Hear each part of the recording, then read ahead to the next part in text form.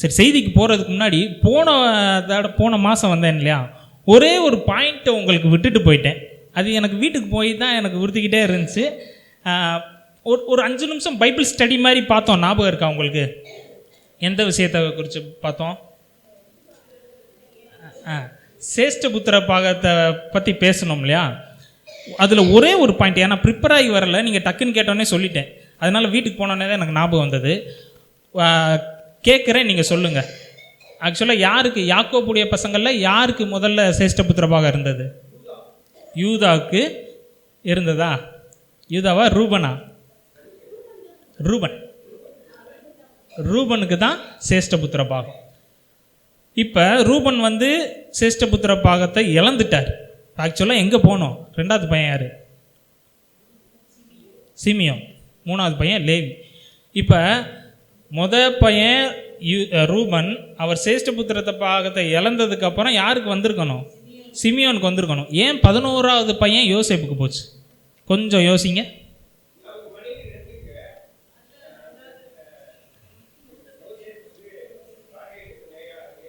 Super. அதான் என்ன matter அப்படின்னா, 2 மனைவிகள், 2 மறுமனையாட்டி. இப்போ லேயாள், அப்புறம் யார்? ராகேல், அடுத்து பில்கால், சில்பால், பில்கால் இருக்காங்க இல்லையா. இப்போ லேயாளுடைய மூத்த பையன் யார்? அதுதான் ரூபன். அடுத்த மனைவி, அடுத்த சேஷ்டபுத்திர பாகம் யாருக்கு போகுதுன்னா, அடுத்த 2வது மனைவி யார்? ராகேல். ராகேலுடைய மூத்த பையன் யார்? யோசேப். அதனால தான் யோசேப்புக்கிட்ட வந்துச்சு. சப்போஸ் யோசேப்பும் அவர் பாவம் செய்யலை, பாவம் செஞ்சுருந்தாருன்னா யாருக்கு போயிருக்கும்? ஒரு வேலை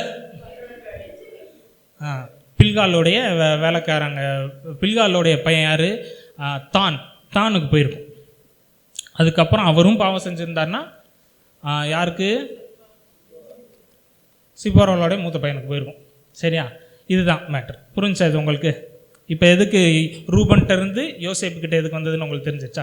சரி, இது உங்களுக்கு போன வாரம் சொல்லலையேன்னு யோசித்துக்கிட்டே இருந்தேன். டக்குன்னு எனக்கு ஞாபகம் வந்தது. சரி, கண்களை மூடி ஜெபிப்போம். அதுக்கு முன்னாடி இன்னைக்கான செய்திக்கு முன்னாடி போயிடலாம். மத்தேயு 6ஆம் அதிகாரம், மத்தேயு 6ஆம் அதிகாரம் 14-15 வசனம். மத்தேயு 6:14-15 வசனம். தப்பிதங்களை நீங்கள் அவர்களுக்கு மன்னித்தால் உங்கள் பரமபிதா உங்களுக்கும் மன்னிப்பார். மனுஷனுடைய தப்பிதங்களை நீங்கள் அவர்களுக்கு மன்னியாதிருந்தால் உங்கள் பிதா உங்கள் தப்பிதங்களை மன்னியாதிருப்பார். கண்களை மூடி ஜெபிப்போம். மகா பரிசுத்தமுள்ள பிதாவே, இயேசு கிறிஸ்துவின் நாமத்தினால ஆண்டவரே உடைய சமூகத்துக்கு நேரம் வரோம்ப்பா. அப்பா, எங்கள் எல்லாரையும் ஒரு நோக்கத்துக்காக இன்றைக்கி ஆண்டவரை அழைச்சி கொண்டு வந்திருக்கீங்க. அப்பா, அந்த நோக்கத்தை நிறைவேற்றுங்கப்பா. அப்பா, எங்கள் இருதயத்தை முற்றிலுமாய் ஆண்டவரே நாங்கள் திறந்து கொடுக்குறோம். ஆண்டவரே, நாங்கள் என்னதான் ஒரு பரிசுத்தமுள்ள வாழ்க்கை வாழ்ந்தாலும் ஆண்டவரே, நாங்கள் வாரம் சர்ச்சுக்கு வந்தாலும், டெய்லி ஜெபம் பண்ணாலும், டெய்லி பைபிள் வாசித்தாலும், ஊழியங்கள் தவறாமல் கலந்து கொண்டாலும் ஆண்டவரே, ஆனால் இன்னும் மற்றவங்களை மன்னிக்காத இருதயம் எங்ககிட்ட இருக்கு. ஆண்டவரே, எங்களை மாற்றுங்கப்பா. இன்னைக்கு இந்த சபையிலேருந்து நாங்கள் போகும்போது ஒரு மாற்றப்பட்ட வாழ்க்கையோட ஆண்டவரே நாங்கள் போக உதவி செய்யுங்க. ஏதோ வந்தோம் போனோன்னு இல்லாமல் ஆண்டவரே, எங்களுடைய லைஃப் மாறணும். பரலோக ராஜ்யத்துக்கு நாங்கள் வரணும்னா எங்களுடைய பாவங்களும் மன்னிக்கப்படணும், மற்றவங்க செய்கிற பாவத்தையும் நாங்கள் மன்னிக்கணும். ஆண்டவரே, அப்படிப்பட்ட ஒரு இருதயத்தை எங்களுக்கு தாங்கப்பா. ஆண்டவரே, கல்லான இருதயத்தை எடுத்து போடுங்க. பல வருஷமாக மன்னிக்காமல் இருக்கிற அந்த இருதயத்தை எடுத்து போடுங்க. சொந்தங்களை மன்னிக்காமல் இருக்கிற அந்த இருதயத்தை எடுத்து போடுங்க. இன்னைக்கு நடைமுறை வாழ்க்கையில் ஒரு மாற்றம் ஆண்டவரே எங்கள் வாழ்க்கையில் வரணும். நீங்கள் உதவி செய்யுங்கப்பா, உதவி செய்யுங்க ஆண்டவரே. பரிசுத்த ஆவியானவர் உதவி செய்யுங்க. சகல விதமான கசப்புகளை எடுத்து போடுங்க. இருதயத்தில் இருக்கும் கசப்புகளை எடுத்து போடுங்க. யாரோ ஒருவர் மேலே இருக்க அந்த கசப்பை எடுத்து போடுங்க. கோபங்களை எடுத்து போடுங்க. வைராக்கியங்களை எடுத்து போடுங்கப்பா. உதவி செய்யுங்க ஆண்டவரே, உதவி செய்யுங்க. பழி வாங்குகிற எண்ணங்களை ஆண்டவரை மாற்றி போடுங்க. ஆண்டவரே, மனதார மன்னிக்கிற இருதயத்தை கொடுங்கப்பா. உங்கள் பிள்ளைகளோட நீங்கள் பேசுங்க. என்ன வார்த்தை பேசணுமோ உங்கள் பிள்ளைகளோட நீங்கள் பேசுங்க. அடியனை மறைத்து நீர் வெளிப்படுங்கப்பா. நான் சிறுகணும் நீர் பெருகணும் ஆண்டவரே. இயேசுவின் மூலம் ஜெபிக்கிறோம் நல்ல பிதாவே. ஆமென் ஆமென் ஆமென். சரி வாசிங்க மத்தேயு 6ஆம் அதிகாரம் 14-15 வசனம். நீங்கள் அவர்களுக்கு மன்னித்தால் உங்கள் பரமபிதா உங்களுக்கு மன்னிப்பார். மனுஷனுடைய தப்பிதங்களை நீங்கள் அவர்களுக்கு மன்னியாதிருந்தால் உங்கள் பிதா உங்கள் தப்பிதங்களையும் மன்னியாதிருப்பார். புரியுதா அந்த வசனம்? புரியுதா? ரொம்ப காம்ப்ளிகேட்டடான வசனமெல்லாம் கிடையாது. மனுஷங்க உங்களுக்கு செய்கிற தப்பை நீங்கள் அவங்களுக்கு மன்னிச்சிங்கன்னா பரமபிதா என்ன பண்ணுவார்? உங்களுடைய தப்பையும் உங்களுக்கு மன்னிப்பார். மனுஷருடைய தப்பையை நீங்கள் மன்னிக்கவே மாட்டேன் அப்படின்னு நீங்கள் நினச்சிங்கன்னா பிதா என்ன செய்ய மாட்டார்? உங்களுக்கும் மன்னிக்க மாட்டார். அதுலேருந்து அப்படியே ஒரு 2 வசனமோ 3 வசனமோ இருக்கும். மேலே போய் வாசித்தீங்கன்னா அந்த கர்த்தருடைய ஜெபம் இருக்கும். என்ன இருக்கும்? பரமண்டலத்தில் இருக்கிற எங்கள் பிதாவே உம்முடைய நாமம் பரிசுத்தப்படுவதாக. அதில் அப்படியே வரிசையாக வாசித்துட்டு வந்தீங்கன்னா ஆண்டவராகிய இயேசு கிறிஸ்துவே ஒரு பாயிண்ட் கொடுத்துருப்பார். என்னது? எங்கள் கடனாளிகளுக்கு நாங்கள் மன்னிக்கிறது போல எங்கள் கடன்களையும் எங்களுக்கு மன்னிங்க. அப்போ இது எவ்வளோ ஒரு முக்கியமான ஒரு விஷயம் பாருங்களேன். பரமண்டல ஜெபத்தில் ஆண்டவர் வந்து ஒரு பாயிண்ட் கொடுக்குறார், இதுக்காண்டி நீ ஜெபிக்கணும் அப்படின்னா அது எவ்வளோ ஒரு முக்கியமான ஒரு விஷயம். நம்ம மற்றவங்களுக்கு மன்னிச்சா தான் ஆண்டவர் என்ன பண்ணுவார்?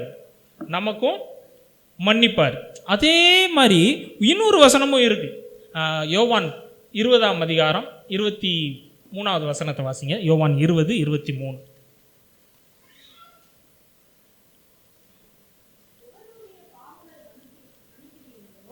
அவைகள் அவர்களுக்கு மன்னிக்கப்படும். எவர்களுடைய பாவங்களை மன்னியாதிருக்கிறீர்களோ அவைகள் அவர்களுக்கு மன்னிக்கப்படாதிருக்கும் என்றார். பாத்தீங்களா? இப்ப நீங்க மற்றவங்க பாவத்தை மன்னிக்கலன்னு வைங்கவேன், ஆண்டவர் என்ன செய்ய மாட்டாரா? அவங்க பாவத்தை மன்னிக்க மாட்டாராம். நீங்க மற்றவங்க பாவத்தை மன்னிச்சிட்டிங்கன்னா ஆண்டவர் என்ன பண்ணுவாராம்? மற்றவங்க அவங்களுடைய பாவம் நீங்கள் மன்னிச்சிங்கன்னா மன்னிக்கப்படும், நீங்கள் மன்னிக்காட்டினா மன்னிக்கப்படாதான். நம்ம கேட்குறதுக்கு நல்லா இருக்கும். அப்போ நம்மளுடைய எதிரியெல்லாம் நம்ம மன்னிக்கக்கூடாது அப்படின்னு ஒரு பிம்பத்தில் வரோன்னு வைங்கவேன், நம்ம அவங்களோட பாவத்தை மன்னிக்காமல் இருந்தால் ஆண்டவர் அவங்கள மன்னிக்கவே மாட்டார், அவங்க மேலே ஒரு கோபமாகவே இருப்பார் அப்படின்னு நம்ம ஒரு தவறான புரிதலுக்குள்ளே வந்துட்டோம்னா ஆண்டவர் என்ன செய்ய மாட்டார்? அவங்க பாவத்தை நீங்கள் மன்னிக்காட்டினா உங்களுடைய பாவத்தையும் மன்னிக்கவே மாட்டார். இதுதான் சத்தியம். இப்போ மத்தேயு 7ஆம் அதிகாரம் முதல் 2 வசனத்தை வாசிங்களேன். மத்தேயு 7ஆம் அதிகாரம் முதல் 2 வசனங்கள். மற்றவர்களை குற்றவாளிகள் என்று தீர்க்காதிருங்கள், ஏனெனில் நீங்கள் மற்றவர்களை தீர்க்கிற தீர்ப்பின்படியே நீங்களும் தீர்க்கப்படுவீர்கள். நீங்கள் மற்றவர்களுக்கு அழைக்கிற அளவின்படியே உங்களுக்கும் அளக்கப்படும். அப்போ பார்த்தீங்களா, நீங்கள் மற்றவங்களுக்கு எந்த அளவில் அளக்குறீங்களோ அதே அளவில் தான் நமக்கும் அளக்கப்படும். மற்றவங்க செய்கிற பாவத்தை நான் மன்னிக்கவே மாட்டேன் அப்படின்னு நீங்கள் நினச்சிங்கன்னா ஆண்டவர் அதே ஸ்கேலை தான் எடுத்துகிட்டு வருவார். அதே ஸ்கேலை தான் எடுத்துகிட்டு வந்து நமக்கு என்ன பண்ணுவார்? அளப்பார். நீங்கள் அவனுக்கு நீ மன்னிக்கலைல, அப்போ உன்னுடைய பாவமும் என்ன செய்யாது? மன்னிக்கப்படாது. சரி, வேதத்திலிருந்து சில காரியங்களை வந்து நம்ம பார்க்கலாம். அவங்களுடைய இன்றைக்கி வந்து கேரக்டர் ஸ்டடி பார்க்கலாம். கேரக்டர் ஸ்டடினா என்னென்னா வேதாகம நபர்கள் அவங்கள பற்றி பார்க்கலாம். அவங்களுடைய லைஃப்பில் டஃப்பான சிச்சுவேஷனில் அவங்க எப்படி மற்றவங்கள மன்னிச்சாங்க, அப்படிப்பட்ட சூழ்நிலையில் எப்படி மன்னிச்சாங்கன்றதை பார்க்கலாம். இன்றைக்கி பார்த்தீங்கன்னா நம்ம வாழ்கிற சூழ்நிலை எப்படி இருக்குது? நிறைய கோபங்கள், வைராக்கியம், பழிவாங்கிற எண்ணங்கள், வேற என்ன கசப்பு, இதெல்லாம் இருக்கும். நம்ம ஜெபத்திலே பண்ண மாதிரி இன்றைக்கி சர்ச்சுக்கு எல்லாருமே சர்ச்சுக்கு வரோம். பாவம் செய்வோமானா கிறிஸ்தவங்களாக இருக்கோம், பாவம் செய்ய பயப்படுவோம். பெரிய பாவங்கள்லாம் இப்போ வேசித்தனம் பண்ணால், விபச்சாரம் பண்ணால் பரலோகம் போக மாட்டோம்னு தெரியும். அதனால் என்ன பண்ண மாட்டோம்? அதெல்லாம் செய்ய மாட்டோம். சர்ச்சுக்கு ஒழுங்காக வருவோம், ஊழியம் செய்வோம், நல்லா ஜெபிப்போம், பைபிள் வாசிப்போம், மெடிடேட் பண்ணுவோம், எல்லாமே கரெக்டாக பண்ணுவோம். ஆனால் யாரோ ஒருத்தவங்க வந்து நம்முடைய இருதயத்தை காயப்படுத்தியிருப்பாங்க. அது ஒருவேளை உங்கள் கணவருடைய வீட்டாராக இருக்கலாம், இல்லை உங்கள் மனைவியோட வீட்டாராக இருக்கலாம், இல்லை கூட வேலை செய்கிறவங்களாக இருக்கலாம், கூட படிக்கிறவங்களாக இருக்கலாம், நண்பர்களாக இருக்கலாம். அது யாரோ ஒருத்தவர், பாஸ்டராக கூட இருக்கலாம். யாரோ ஒருத்தவர் உங்கள் இருதயத்தை காயப்படுத்திட்டாங்க. அந்த இருதயம் காயத்திலே இருக்குது, அந்த கசப்பு காயத்திலே இருக்குது. அவங்கள மன்னிச்சிட்டோன்னு வாயில் சொன்னாலும் நேரில் அவங்க வரும்போது அந்த சிரிச்ச முகத்தோடு அவங்கள வரவேற்க முடியலை. அப்படின்னா என்ன அர்த்தம்? ஏதோ ஒரு கசப்பு இன்னும் இருக்குது உள்ளத்துக்குள்ளே. அவங்கள இன்னும் நீங்கள் முழுசாக மன்னிக்கலான்னு அர்த்தம். மன்னிக்கலை அப்படின்னு போய் தான் அவங்கள நீங்கள் நேராக பார்க்கும்போது எப்படி இருக்குது, மூஞ்சியை திருப்பிட்டு போகிறோம். அவங்க ஃபேஸ் பண்ண முடியலை. அவங்களுக்கு ஏதாவது நல்லது செய்யணும்னு எண்ணம் வர மாட்டேங்குது. அவங்க வீட்டுக்கு வந்தால் எப்படா போவாங்க அப்படின்ற ஒரு எண்ணம் வருது. அதாவது அப்படிப்பட்ட கசப்பு இருக்கிற மனிதர்களை பற்றி சொல்கிறேன். அப்போ இந்த கசப்புகள்லாம் நம்மளை விட்டு என்ன செய்யணும், போகணும். இதில் 2 பெனிஃபிட் இருக்குது. நீங்கள் அவங்கள மன்னிக்கும் போது அவங்கள நீங்கள் மன்னிச்சிடுறீங்க, அந்த டிக்கெட்டும் பரலோகம் போயிடும், நீங்களும் பரலோகம் போயிடுவீங்க. இன்னொன்று என்னதுன்னா உங்களுடைய ஆரோக்கியமும் சம்மந்தப்பட்ட விஷயம் அது. இப்போ ஒரு 2 நாளைக்கு முன்னாடி ஒரு யூடியூப்பில் ஒரு தம்ப்நெயில் பார்த்தோன்னே என்னன்னா, நீங்கள் கோவப்படும் பொழுது உங்களுக்கு அதிகமாக வயிறு எரிகிறதா அப்படின்னு டாபிக் இருந்துச்சு. எனக்கு லைஃப்பில் ஒரே ஒரு தடவை அந்த மாதிரி நடந்துச்சு. நான் அதிகமாக கோவப்பட்ட ஒரு சமயத்தில் வயிறு என்னென்னா கபகபகபகன்னு எரிய ஆரம்பிச்சிருச்சு. நான் செம்பாக எடுத்து தண்ணியை குடிச்சுக்கிட்டு இருக்கேன். எனக்கு ஒரு க்யூரியாசிட்டி ஆயிடுச்சு அந்த தம்ப்நெயிலை பார்த்தோன்னே, இது என்னடா இது, அப்போ இதுக்கு என்ன சயின்டிஃபிக் ரீசனாக இருக்கும் அப்படின்னு உள்ளே போய் பார்த்தா, கோவப்படும் போது என்ன செய்யுமா, அந்த சுரப்பிகள்லாம் என்ன செய்யுமா, கல்லீரலில் இருக்க சுரப்பிகள்லாம் நல்லா சுரக்குமா, வயிற்றில் ஆசிட்லாம் சுரக்குமா. அப்போ அந்த நேரத்தில் என்ன செய்யணுமா, டக்குன்னு ஏதாவது எடுத்து சாப்பிட்ருங்க அப்படின்னு சொல்கிறாங்க. இன்னொரு ஆலோசனை என்ன தந்தாருன்னா, நீங்கள் எதுக்கு கோவப்படுறீங்க, அவங்க அப்படித்தான் அப்படின்ற ஒரு எண்ணத்தில் வந்துடுங்க, அவங்கள மன்னிச்சு விட்டுருங்க அப்படின்ற மாதிரி அந்த டாக்டர் அழகாக எக்ஸ்பிளைன் பண்ணார். அப்போ நீங்கள் கோவப்படும் போதும் கசப்பை மனசுக்குள்ளே வச்சுக்கிட்டே இருக்கும் பொழுதும் என்ன நடக்குது, உங்களுடைய ஆரோக்கியமும் அதில் பாதிக்கப்படுது. அதுதான் உண்மை. உங்களுடைய ஆரோக்கியமும் அதில் பாதிக்கப்படுது. அவங்கள நீங்கள் மன்னிக்காததுனால அவங்களுக்கும் ஆவிக்குரிய ஆசீர்வாதங்களும் தடைபடுது, உங்களுக்கும் அதே தான், உங்களுடைய ஆவிக்குரிய ஆசீர்வாதங்களும் தடைபடும். இப்போ யோசேப்போட வாழ்க்கையை பார்ப்போம். ஆதியாகமம் 45 பார்க்கலாம். அதுக்கு முன்னாடி யோசேப்பை பற்றி பார்த்துருவோமே. யோசேப் யாருடைய பையன், யாக்கோபுடைய பையன். எத்தனாவது பையன், 11வது பையன். ராகேலில் யாக்கோபு அதிகமாக நேசித்தனால இந்த ராகேலுக்கு பிறந்த பையன் யோசேப்பு மேலே யாக்கோபுக்கு ஒரு பிரியம் எப்பயுமே இருந்துக்கிட்டே தான் இருக்கும். அதிகமாக நேசித்தார். மற்ற பசங்கள்லாம் மொத்தம் 13 பிள்ளைங்க, தீனாலையும் சேர்த்து. அப்போ பார்த்தீங்கன்னா எல்லார காட்டிலையும் யார் மேலே கொஞ்சம் அதிக பிரியம், யோசேப்பு மேலே அதிக பிரியம். பலவர்ண அங்கியெல்லாம் என்ன செய்கிறாரு, செஞ்சு கொடுக்குறாரு. இதெல்லாம் மற்ற அன்னைமார்கள்லாம் பார்க்குறாங்க. பார்க்கும்போது என்ன செய்யுது, அவங்களுக்குள்ள ஒரு பொறாமை ஏற்படுது, ஒரு கோபம் வருது. யோசேப்பு மேலே ஒரு கோபம் வருது. பத்தாவதுக்கு என்ன பண்ணுறாரு யோசேப்பு, ஒரு சொப்பனை வேற காண்றாரு. என்னது, அன்னைமார்கள்லாம் இவரை வணங்குற மாதிரியும் இவருடைய தகப்பனும் இவரை வணங்குற மாதிரியும் ஒரு சொப்பனத்தை வேற காண்றாரு. அதை போய் சொல்லியும் போடுறாரு. வீட்டில் சொன்னோன்னே அன்னைமார்கள் இன்னும் அதிகமாக எதிர்க்கிறாங்க, அது எப்படி அப்படின்னு. அப்போ இது கசப்பு அதிகமாகி அதிகமாகி அதிகமாகி அன்னைமார்களுக்கு எந்த அளவுக்கு அந்த கசப்பு போயிடுச்சுன்னா, அவரை போட்டு தள்ளிடணும். கூட பிறந்த தம்பியை, யாராவது கூட பிறந்த தம்பி மேலே அவ்வளோ கசப்பு வைப்போமா, திட்டுவோம், சண்டை போடுவோம், அவ்வளோதான். ஆனால் அவனை கொலை பண்ணணுன்ற அளவுக்கு அன்னைமார்களுக்குள்ளே அவ்வளோ கசப்பு கோபம் அதிகமாயிருச்சு. ஒரு நாள் வந்தது, யோசேப்பு அன்னைமார்களை பார்க்க போகிறாரு. இது தாண்டா சமயம் அப்படின்ட்டு என்ன பண்ணிட்டாங்க, அன்னைக்கு கொலை பண்ணுறதுக்கு எல்லாம் பக்கா பிளான். யோசேப்பை கொன்றணும் அப்படின்னு நினைக்கும் போது ரூபனை என்ன பண்ணுறாரு, காப்பாற்றி விட்றாரு. அது நிமித்தம் என்ன பண்ணுறாங்க, அவரை ஒரு குழியில் தூக்கி போடுறாங்க. அப்புறம் தூரத்தில் இஸ்மவேலர்கள் வராங்க. இஸ்மவேலர்கள் கிட்ட வெறும் 20 வெள்ளிக்காசுக்கு என்ன பண்ணுறாங்க, தான் கூட பிறந்த தம்பியை யோசேப் என்ன பண்ணுறாங்க, விற்று போடுறாங்க. அப்போ யோசேப்போட உள்ளம் அந்த நேரத்தில் எப்படி இருக்குன்னு யோசிங்கவே. ஒரு ப்ராக்டிக்கலாக யோசித்து பாருங்கள். நம்ம கூட பிறந்தவங்களே, நம்ம அதிகமாக நேசித்தவங்க திடீர்னு நம்மளை கூட்டு போய் எங்கேயோ போய் நம்மளை விற்றுட்டு வந்துடுறாங்கன்னு வைங்க, காசுக்கு. அதுவும் நிறையா விற்றாலும் பரவாயில்ல, 20 வெள்ளிக்காசுக்கு உங்களை எல்லாம் 50 ரூபாய்க்கு விற்றுட்டு வந்தால் எப்படி இருக்கும், என்னடா நம்ம அன்னை மாதிரியே இப்படி செஞ்சுட்டாங்களே அப்படின்னு இருக்கும் இல்லையா. அந்த மாதிரி தான் யோசேப்புக்கு இருந்திருக்கும்.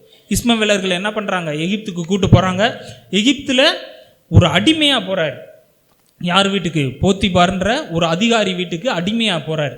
அங்கே போய் ஆண்டவர் அவர் கூட இருந்தனால ஏதோ அடிமைகள்லேயே கொஞ்சம் சிறப்பான ஒரு இடத்துல இருந்தார். கொஞ்ச நாள் நல்லா போயிருந்துருக்கும். அதுக்கு ஒன்றே யார் வந்துட்டது, போத்திபாருடைய மனைவி ஒரு வீண் பழியை என்ன பண்ணிட்டாங்க, ஒரு கற்பழிப்பு கேஸ், ரேப் கேஸ் என்ன பண்ணிட்டாங்க, அவர் மேலே பொய்யான ஒரு கேஸை போட்டு என்ன பண்ணிட்டாங்க, ஜெயிலில் தூக்கி போட்டுட்டாங்க. அங்கே போயும் அவர் கஷ்டப்படுறாரு. ஏற்கனவே அடிமையாக இருந்தவர் இப்போ சிறைச்சாலை போய் என்ன பண்ணுறாரு, அங்கேயும் போய் கஷ்டப்படுறாரு. சரி, அங்கேயும் ஆண்டவர் என்ன பண்ணுறாரு, யோசேப்பு கூட இருந்தனால அவர் அங்கேயும் அவருடைய கிஃப்ட் ஆக்டிவேட்டில் இருக்குது. அங்கே 2 பேர் கனவு கண்டுட்டு வராங்க. யார்? சுயம்பாகிகளின் தலைவனும் பானபாத்திரக்காரன் தலைவன். அவங்க என்ன பண்ணுறாங்க, ஒரு சொப்பனத்தை வந்து சொல்கிறாங்க. அங்கே தேவ ஆவியினால் அந்த சொப்பனத்தை அழகாக விளக்கி காமிக்கிறாரு. சரி, இப்போ பானபாத்திரக்கார தலைவனுக்கு நிறைவேறிடுச்சு சொப்பனம். அது யோசேப்பு சொன்ன மாதிரியே அதோடைய அர்த்தம் நிறைவேறி பானபாத்திரக்காரன் போயிட்டான். போய் யோசேப்பை ஞாபகம் வச்சுருந்தானா? மறந்து போயிட்டான். மறந்துட்டானே பைபிள் எழுதியிருக்கு. அவன் யோசேப்பை மறந்தே போயிட்டான். அதுலேருந்து ஒரு 2 வருஷம் கழித்து பார்வோனுக்கு ஒரு கனவு வருது. எது? தேசத்தை குறித்து ஒரு கனவு வருது. முதல் 7 வருஷம் நல்ல செழிப்பான ஆண்டாக இருக்கும், அடுத்த 7 வருஷம் பயங்கரமான பஞ்சம் வரப்போகுது அப்படின்ற ஒரு கனவு வருது. அதுக்கு விளக்கம் யாரும் சொல்ல தெரியலை. அப்போ தான் பானபாத்திரக்காரனுக்கு ஞாபகம் வருது, ஆகா இப்படி யோசேப்பு ஒரு எபிரேய பிள்ளையாண்டான், சிறைச்சாலையில் இருந்தான், அவன் எங்களுக்கு என்ன சொன்னானோ அது அப்படியே நிறைவேறிச்சு ராஜா, வேணா அவனை வேணா கூட்டு விசாரிப்போம் அப்படின்னு கூட்டு விசாரிக்கும் போது தேவ ஆவியினாலும் யோசேப்பு என்ன பண்ணுறாரு, அதை அப்படியே சொல்கிறார். அப்போ தேவ ஆவியினாலும் ஞானத்தினாலும் இருக்கிற ஒன்றை காட்டிலையும் யார் அட்மினிஸ்ட்ரேஷனில் நல்லா இருக்க போகிறது, வா நீயே இரு அப்படின்ட்டு என்ன பண்ணுறாரு, ராஜா தன்னுடைய முத்திரை மோதிரத்தை கலட்டி யோசேப்பு கொடுத்து ராஜாக்கு ஈக்குவலாக மாற்றிட்டார். நம்ம புரிகிற மாதிரி சொல்லணும்னா நம்ம ஊர் பிரதம மந்திரி மாதிரி யார் ஆயிட்டார், யோசேப்பு அந்த எகிப்து தேசத்துக்கே மாறிட்டார். இப்போ 7 வருஷம் நல்ல காலம். 7 வருஷத்தில் என்ன பண்ணுறாங்க, வர செழிக்கிற தானியங்களையெல்லாம் கொண்டு போய் யோசேப்பு சேர்த்து வைக்கிறார். அடுத்த 7 வருஷம் மகா கொடிய பஞ்சம் வரப்போகுது. அப்போ என்ன பண்ணுறாரு, சேர்த்து வச்சதெல்லாம் எடுத்து செலவழிக்க ஆரம்பிக்கிறாங்க. இந்த பஞ்சம் உலகம் ஃபுல்லாக வந்ததுனால அங்கே யார் பாதிக்கப்பட்டது, யோசேப்புடைய குடும்பத்தார் அன்னைமார்களும் பாதிக்கப்பட்டாங்க. இப்போ தான் ஆண்டவர் அந்த இதை கரெக்டாக கொண்டு வராரு பாருங்க. யோசேப்போட அன்னைமார்களுக்கும் அங்கே சாப்பாடு கிடையாது. 2 வருஷம் போயிடுச்சு, இன்னும் 5 வருஷம் மகா கொடிய பஞ்சம் இருக்க போகுது. இந்த அன்னைமார்கள் சாப்பாடெல்லாம் தானியங்கள்லாம் வாங்கிட்டு போனாலும் அடுத்த ஒரு 5 வருஷமும் இருக்க போகுது. இப்போ தான் அந்த ஆதியாகமம் 45 அதோட பின்னணி இதுதான்.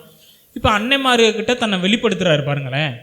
வெளிப்படுத்தும் போது அன்னைமார்கள் தெரிஞ்சு போச்சு, பல டெஸ்ட் வைக்கிறாரு. இன்னும் அன்னைமார்கள் அதே மாதிரி தான் இருக்கிறாங்களா, இல்லை மன்னிக்கிற சுபாவம் இருக்கிறா, தன் தகப்பனை நேசிக்கிறாங்களா, இல்லை என்னுடைய கூட பிறந்த தம்பி பென்யமீனையும் நேசிக்கிறாங்களா, இல்லை என்னைய விற்று போட்ட மாதிரியே அவனையும் விற்று போடுறதுக்கு அவங்க யோசித்துட்டு இருக்காங்களா, அதெல்லாம் ஒரு டெஸ்ட் வச்சு என்ன பண்ணுறாரு, பார்த்து கண்டுபிடிக்கிறாரு. சரி அன்னைமார்கள் ஒழுங்காக இருக்கிறாங்கன்னு தெரிஞ்சோடனே அதுக்கப்புறம் தான் தன்னை வெளிப்படுத்துகிறாரு பாருங்களேன். அவர் ஒரு நாட்டின் பிரைம் மினிஸ்டர், ஆனால் அவருடைய இருதயத்தில் கசப்பு எதுவும் வைக்கவே கிடையாது. அன்னைமார்கள் செஞ்சது சாதாரண விஷயம் கிடையாது. 17 வயசில் விற்று போடுறாரு, கிட்டத்தட்ட 30 வயசில் இவர் ராஜாக்கு ஈக்குவல் ஆகிறாரு. அப்போ எத்தனை வருஷம், 13 வருஷம் அடிமையாகவும் சிறைச்சாலையில் கைதியாகவும் வாழ்ந்தவர். அப்போ மனசில் அப்போ எவ்வளவு இருக்கணும் அவருக்கு. ஆக்சுவலாக நம்மளாம் இருந்தால் என்ன பண்ணியிருப்போம், என் வாழ்க்கையவே கெடுத்துட்டியடா, என் வாலிபத்தவே கெடுத்து போட்டீங்களடா அப்படின்னு நம்ம என்ன பண்ணுவோம், ஒரு கோபம் இருக்கும், ஒரு வைராக்கியம் இருக்கும், கசப்பு இருக்கும். ஆனால் யோசேப்பை பாருங்களேன், அவன் தேவ மனுஷனாக இருந்தான். அவன் என்னுடைய இருதயத்தில் தன்னை விற்று போட்ட தன்னை நேசிக்காத அன்னைமார்களை அவன் முழு இருதயத்தோடு நேசித்தான். அவன் கை காமிச்சிருந்தா போதும், எல்லார் தலையையும் தூக்கியிருப்பாங்க. ஆனால் யோசேப்பு அதை செய்யலை, அன்னைமார்களை காப்பாற்றினான். அவன் அன்னைமார்களோட மனைவி பிள்ளைகளை காப்பாற்றினான். இன்னும் 5 வருஷம் இருக்க போது, பஞ்சம் இருக்க போது, நீங்கள் எல்லாரும் இங்கே வந்துருங்க, நான் உங்களை பார்த்துக்கிறேன் அப்படின்னு சொல்லிட்டு அவங்களுக்கு தேவையான சாப்பாடு, அவங்களுக்கு தேவையான ட்ரெஸ்ஸு, அவங்களுக்கு தேவையான இடம், அவங்களுக்கு தேவையான தொழில் எல்லாத்தையும் கொடுத்து என்ன பண்ணார், யோசேப்பு அவங்கள பாதுகாத்தார். பாருங்களேன், இப்படிப்பட்ட இருதயம் இருந்தனால தான் கர்த்தர் அவரை விட்டு போகவே கிடையாது. நம்ம பைபிளில் இதெல்லாம் படிக்கிறோமே, இன்னொரு விஷயத்த நம்ம பைபிள் போடலை, ஆனால் அது நடந்திருக்கும். இப்போ யோசேப்புக்கு துரோகம் செஞ்சதில் இன்னொரு ஆள் யார், போத்திபாருடைய மனைவி. அவங்கள என்ன பண்ணியிருப்பாரு அவர், என்னைய பொய் கேஸ் போட்டு உள்ளே போட்ட வா அப்படின்னு அவர் செஞ்சுருக்கலாம். ஆனால் அவர் என்ன செய்யலை, செய்யவே கிடையாது, செஞ்சுருக்க மாட்டார். பைபிளில் அது போடலை, ஆனால் கண்டிப்பாக என்ன பண்ணியிருக்கணும், போத்திபாருடைய மனைவியையும் அவர் என்ன பண்ணியிருக்கணும், மன்னிச்சிருக்கணும். அவர் எல்லாத்தையும் ஆவிக்குரிய பார்வையில் பார்த்தார். அன்னைமார்கள்கிட்டே சொல்கிறார், நீங்கள் என்ன விற்று போட்டீங்க, ஆனால் ஜீவரச்சனை செய்யும்படி ஆண்டவர் உங்களுக்கு முன்னாடி என்ன அனுப்புனார். இது எல்லாமே தேவனுடைய திட்டமாக தான் அவர் பார்த்தார். தான் கஷ்டப்பட்டதை, அன்னைமார்களால் தான் கஷ்டப்பட்டதை அவர் தேவனுடைய திட்டமாக பார்த்தார். இன்றைக்கி நம்ம எப்படி இருக்கிறோம், நமக்கும் துரோகம் செஞ்சுருக்காங்க, உண்மைதான். கணவருடைய வீட்டில் இருக்கிறவங்க நம்மளை கொடுமைப்படுத்தியிருக்காங்க, உண்மைதான். பல வருஷத்துக்கு முன்னாடி நீங்கள் கல்யாணம் ஆன புதுசில் நடந்திருக்கும். ஆனால் அது கொஞ்சம் கொஞ்சமாக வெறுப்பு வெறுப்பு இருந்து இருந்து இருந்து இருந்து என்ன இருக்கக்கூடாது, பகையாக மாறிடக்கூடாது. ஒருவேளை உங்கள் இருதயத்தில் ஏதோ ஒரு இடத்துல யார் மேலேயாவது கசப்பு இருந்துச்சுன்னா இன்னைக்கு ஆண்டவர்கிட்ட சொல்லுங்கள், ஆண்டவரே நான் உங்களை மன்னிக்கிறேன், ஆண்டவரே நெக்ஸ்ட் டைம் நான் உங்களை பார்த்து மன்னிப்பாவது கேட்டுறணும். கேட்கவே முடியாத சூழ்நிலையில் மன்னிப்புன்ற ஓப்பனாக கேட்காட்டியும் பரவாயில்ல, நார்மலாகவாச்சும் நீங்கள் என்ன பண்ணிடணும், பேசிடணும். உங்கள் நண்பர்களோடு எப்படி பேசுகிறீங்களோ அது மாதிரி, நல்லா இருக்கீங்களா, வாங்க வீட்டுக்கு வாங்க, பழசெல்லாம் ஏதோ நடந்துருச்சு, மன்னிச்சிடலாம், நம்ம இதுக்கு மேலே இப்படிலாம் இருக்கக்கூடாதுன்னு ஏதோ ஒரு வார்த்தை. இது அவங்களுடைய பெனிஃபிட்டுக்காக சொல்லலை. நீங்கள் மன்னிச்சிங்கன்னா நீங்கள் எங்கே போக முடியும், பரலோகம் போக முடியும். நம்ம மன்னிச்சா தான் நம்ம எங்கே போக முடியும், பரலோகம் போக முடியும். நம்ம மன்னிக்காட்டினா நம்மளால எங்கே போக முடியாது, பரலோகத்துக்கு போகவே முடியாது. யோசேப்பு எப்படி தன்னுடைய சோதனைகள்லாம் தேவனுடைய திட்டமாக பார்த்தாரோ அதே மாதிரி நீங்களும் பார்க்க கற்றுக்கொள்ளுங்க. ஒருவேளை நீங்கள் கஷ்டப்பட்டுருக்கலாம், இத்தனை வருஷம் 30 வருஷம் 40 வருஷம் ஆயிருக்கலாம், இத்தனை வருஷமும் நான் அவங்களால தானே கஷ்டப்பட்டேன், அவங்க நினச்சிருந்தா எனக்கு கை தூக்கி உயர்த்தி விட்டுருக்கலாம், ஆனால் அவங்க எனக்கு செய்யலையே அப்படின்னு நினச்சிருந்தீங்கன்னா, ஒருவேளை அவங்க உயர்த்தி விட்டுருந்தாங்கன்னா உங்களுடைய பாதை வேற மாதிரி கூட போயிருக்கலாம், தேவனை விட்டு கூட போயிருக்கலாம். ஆனால் ஆண்டவர் உங்களை சிறப்பான பாதையில் தான் நடத்திட்டு வராரு. இப்படி ஒரு பாசிட்டிவ் மைண்ட் செட்டில் நீங்கள் என்ன பண்ணணும், மற்றவங்களை மன்னிக்க நீங்கள் கற்றுக்கொள்ளணும். சரி, இதே போல் இன்னொரு நபரை பார்க்கலாமே. 1 சாமுவேல் 24ஆம் அதிகாரம்.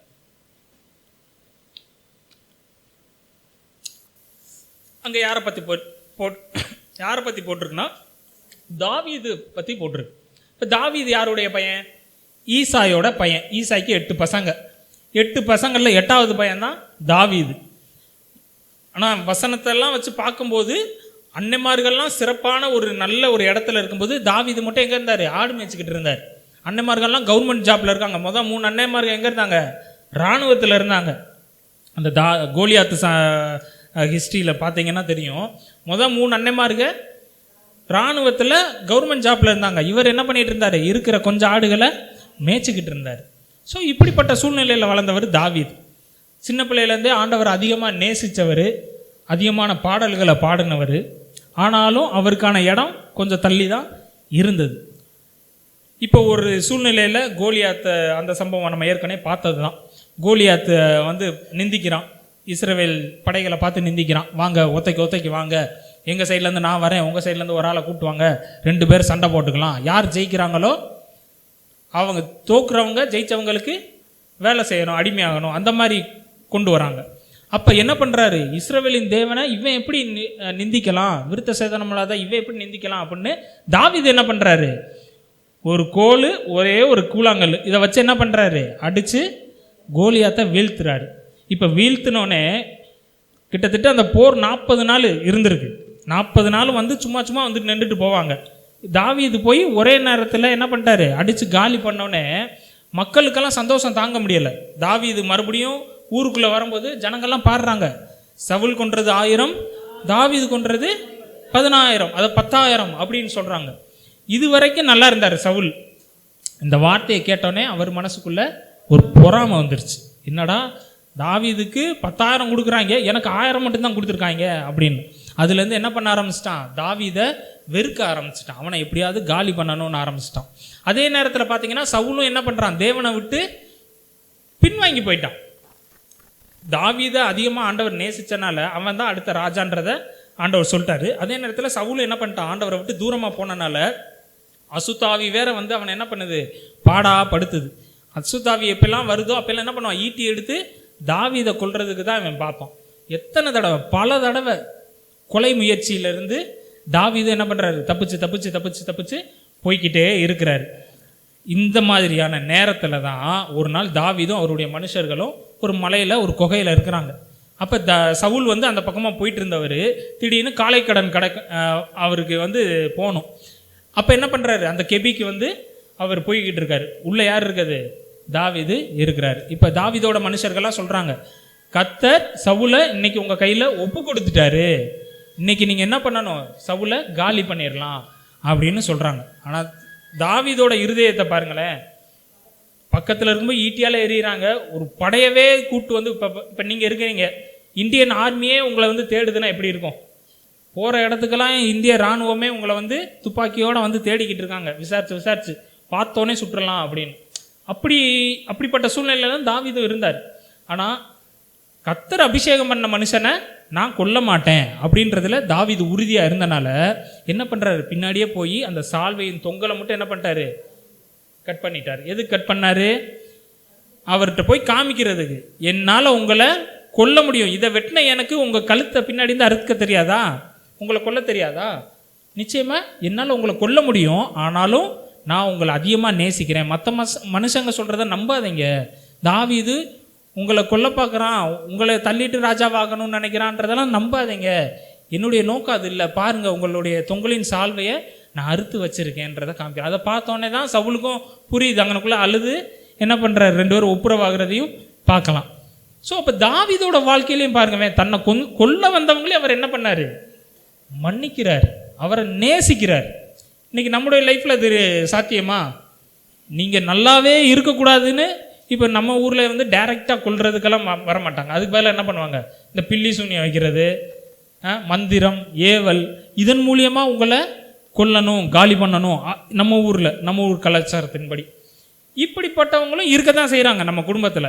அப்போ அவங்களையும் நம்ம என்ன செய்யணும், மன்னிக்கணும். ஆண்டவர்கிட்ட நீங்கள் அவங்களுக்காண்டி மன்னிப்பு கேட்கலாம். ஆண்டவரே, அவங்க அறியாமல் செய்கிறாங்க, நீங்கள் என்ன பண்ணுங்கள், அவங்கள மன்னிச்சிருங்க ஆண்டவரே அப்படின்ற நீங்கள் ஒரு எண்ணத்துக்குள்ளே வரும்போது தான் அடுத்த தடவை நீங்கள் அவங்கள பார்க்கும்போதும் கிறிஸ்துவோட அன்பை வந்து நீங்கள் வெளிப்படுத்த முடியும். நீங்கள் ஃபஸ்ட்டே அந்த மைண்ட் செட்டுக்குள்ளே வந்துடும், அவங்க அப்படி தான், அவங்க மேலே கசப்பு வைக்கக்கூடாது. ஒருவேளை கோபப்பட்டாலுமே உடனே நம்ம என்ன பண்ணிடணும், ஒப்புரவாகிடணும். எல்லாருமே மனுஷங்க தான். ஒரு ஹீட் ஆஃப் த மூமெண்ட்டில் என்ன வந்துடும், டக்குன்னு கோபம் வந்துடுது. டக்குன்னு வார்த்தை விட்டாலுமே நம்ம என்ன பண்ணிடணும், உடனே போய் நம்ம அவங்கக்கிட்ட மன்னிப்பு கேட்டுறணும். எவ்வளோக்கு எவ்வளோ சீக்கிரம் முடியுமோ அவ்வளோக்கு அவ்வளோ சீக்கிரம். அவங்க மன்னிக்கிறாங்க, மன்னிக்காமல் போகிறாங்க, அது அவங்க பாடு. நம்ம என்ன செஞ்சணும், நம்ம போய் மன்னிப்பும் கேட்டுறணும், அதே நேரத்தில் அவங்களே நம்ம இருதயத்துலேருந்து மன்னிச்சு விட்டுறணும். இதெல்லாம் நீங்கள் ப்ராக்டிஸ் பண்ணணும். இது வரைக்கும் இல்லை அப்படின்னா, ஏன்னா மிகப்பெரிய பாவம் அப்படின்னா நம்ம அது இது இதெல்லாம் செஞ்சால் பரலவும் போக மாட்டோம், அது செஞ்சால் பரலவும் போக மாட்டோன்னு இருக்கோம். ஆனால் இந்த மாதிரி சின்ன சின்ன விஷயங்கள் இருக்குது பார்த்தீங்களா, இது வந்து என்ன பண்ணோம், ரொம்ப மோசமானது. மற்றவங்களை மன்னிக்காமல் இருக்கிறது. மற்றவங்களை மன்னிக்காட்டினா நமக்கு என்ன இல்லை, பரலோகத்தில் இடமே கிடையாது. பரிசுத்தமாக நீங்கள் வாழலாம், பாவமே செய்யாமல் வாழலாம், சர்ச்சுக்கு வரலாம், எல்லாமே செய்யலாம், எல்லா நற்காரியங்களையும் செய்யலாம், ஏழைகளுக்கு உதவலாம், எல்லாமே செய்யலாம். ஆனால் நீங்கள் மற்றவங்களுக்கு மன்னிக்கலைன்றது வந்து பார்க்கும்போது பெரிய பாவமாக தெரியாது. ஆனால் வேத வசனம் அழகாக சொல்லுது, மற்றவங்களுடைய பாவங்களை நீங்கள் மன்னிச்சா தான் உங்களுடைய பாவமும் உங்களுக்கு மன்னிக்கப்படும். நீங்கள் மன்னிக்காட்டினா உங்களுக்கு மன்னிப்பு கிடையாது. நீங்கள் மன்னிக்கப்படாமல், பாவம் மன்னிக்கப்படாமல் எங்கே போக முடியாது, பரலோகத்துக்கு சொர்க்கத்துக்கு போகவே முடியாது. அப்போ இதை நீங்கள் ப்ராக்டிஸ் பண்ணிக்கணும். ப்ராக்டிஸ் பண்ணால் தான் என்ன செய்ய முடியும், பரலோகம் போக முடியும். ஸ்தேவானுடைய வாழ்க்கையை பாருங்கவே, விதவைகளை விசாரிக்கணும், ஏழைகளை விசாரிக்கணும் அப்படின்னு ஒரு 7 பேரை சூஸ் பண்ணுறாங்க. பரிசுத்த ஆவியினாலும் வல்லமையாலும் நிரப்பப்பட்ட ஒரு 7 பேரை சூஸ் பண்ணுறாங்க. அவங்க தான் ஆதி திருச்சபையில் அந்த ஏழை விதவைகள், ஏழையாக இருக்கிறவங்களுக்கெல்லாம் சாப்பாடெல்லாம் கொடுக்குற மாதிரி அவங்கள வந்து கொண்டு வந்து விடுறாங்க. அதில் இந்த ஸ்தேவானை பார்த்தீங்கன்னா ஆவியினாலும் பரிசுத்த ஆவியினாலும் வல்லமையினாலும் அதிகமாக நிரம்பினவராக அற்புத அடையாளங்கள்லாம் பயங்கரமாக செய்கிறார். இதெல்லாம் அங்கே இருக்கிற யூதர்கள் பார்க்குறாங்க. யூதர்கள் பார்த்துட்டு அவங்க என்ன பண்ணுறாங்க, எப்படியாவது இது இப்படியே போச்சுன்னா வேலைக்கு ஆகாது. அப்போ தான் அவங்க யாரை கொண்டு இருக்காங்க, இயேசுவை சிலுவையில் அரைஞ்சு கொன்னுட்டாங்க. சரி, அவர் இயேசுவை கொன்னோடனே அவருடைய ஊழியம் நின்றுன்னு பார்த்தா இப்போ யார் செய்கிறது, அவருடைய அவருக்கு கீழே இருக்கிற அப்போஸ்தலர்கள் செய்கிறாங்க. அவங்க ஏற்படுத்தின பந்தி விசாரிப்புக்காரர்கள் கூட அற்புத அடையாளங்களை செய்கிறாங்க. இதனால் பொறாமப்பட்டு என்ன பண்ணுறாங்க, யூத மத தலைவர்கள்லாம் அவர் மேலே குற்றம் சாட்டுறதுக்கு ஒன்றும் இல்லாததுனால பொய் சாட்சியை கொண்டு வராங்க. அன்னைக்கு யூத தலைவர்களை பாருங்களேன், யூத மத தலைவர்களை ஆகும்னா என்ன பண்ணுறாங்க, பொய் சாட்சியை கொண்டு வந்து நிப்பாட்டுறாங்க. உங்களுக்கு புரிகிற மாதிரி சொல்லணும்னா, இப்போ பாஸ்டர்ஸு இப்போ நாங்கள்லாம் ஊழியக்காரங்க, நாங்களே உங்களுக்கு வந்து பொய் சாட்சியெல்லாம் கொண்டு வந்து நிப்பாட்டினா எப்படி இருக்கும். அன்னைக்கு சூழ்நிலை அதுதான். இயேசுக்கும் அதான் பண்ணாங்க, பொய் சாட்சியை கொண்டு வந்து நிப்பாட்டுறாங்க. ஸ்தேவானுக்கு என்ன பண்ணுறாங்க, பொய் சாட்சியை கொண்டு வந்து நிப்பாட்டுறாங்க. இவன் வந்து மோசேக்கும் தேவனுக்கும் விரோதமாக தூசண வார்த்தையெல்லாம் சொல்கிறான் அப்படின்னு கொண்டு வந்து என்ன பண்ணுறாங்க, அவனை அப்படி தூசணம் சொன்னால் அவனை கல்லெறிஞ்சு கொல்லணும், நியாயப்பிரமாணத்தின்படி ஆண்டவரை தூசிச்சா. அதனால தான் அவனை கொல்லணுன்ற நோக்கத்திலே என்ன பண்ணுறாங்க, பொய் சாட்சியை கொண்டு வந்து நிப்பாட்டுறாங்க. அப்போ ஒரு பெரிய பிரசங்கத்தை பண்ணுறாரு அப்போஸ்தலர் 7ஆம் அதிகாரத்தில், நீங்கள் அதை பார்க்கலாம். அந்த பிரசங்கத்திலே சொல்கிறாரு, நீங்கள் வந்து என்ன பண்ணுறீங்க, அந்த ஹிஸ்ட்ரி அப்படியே சொல்கிறார், வரலாறை சொல்லிட்டு தீர்க்க தரிசிகளுக்கும் உங்கள் பிதாக்கள் இப்படி தான் செஞ்சாங்க, நீங்கள் இயேசுக்காக தான் பண்ணுறீங்க அப்படின்னு சொல்லி ஓப்பனாக சொன்னோன்னே அவங்களுக்கு எதிர்த்து பேச ஒன்றுமே இல்லை. ஆனால் பார்க்குறாங்க, பார்க்கும்போது ஸ்தேவானுடைய முகம் தேவதூதனை போல் பிரகாசமாக இருக்குது, பயங்கர பிரகாசமாக இருக்குது. அதெல்லாம் பார்க்குறாங்க. ஆனாலும் இருதய கடினத்தின் நிமித்தம் என்ன பண்ணுறாங்கன்னா, அந்த 7வது அதிகாரத்தில் கடைசி 3 வசனத்தை வாசிங்களேன்.